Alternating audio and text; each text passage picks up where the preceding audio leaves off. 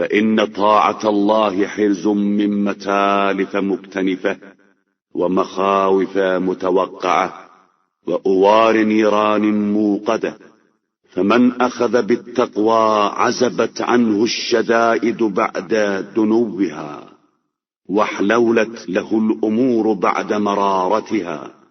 اطاعت الہی تمام گھیرنے والے بربادی کے اسباب، آنے والے خوفناک مراحل اور بھڑکتی ہوئی آگ کے شعلوں کے لیے حرز جان ہے۔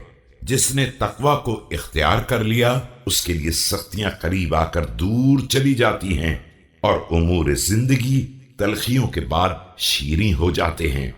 وانفرجت عنه الأمواج بعد تراكمها وأسهلت له السعاب بعد إنصابها وهطلت عليه الكرامة بعد قحوطها وتحدبت عليه الرحمة بعد نفورها۔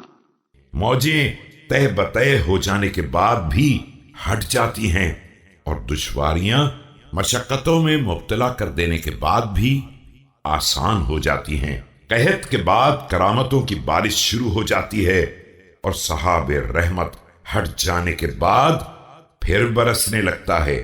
وتفجرت عليه النعم بعد نضوبها ووبلت عليه البركة بعد إرذاذها فاتقوا الله الذي نفعكم بموعظته۔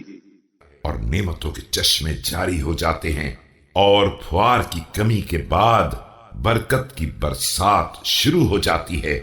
اللہ سے ڈرو جس نے تمہیں نصیحت سے فائدہ پہنچایا ہے۔ ووعدكم برسالته وامتن عليكم بنعمته فعبدوا أنفسكم لعبادته واخرجوا إليه من حق طاعته۔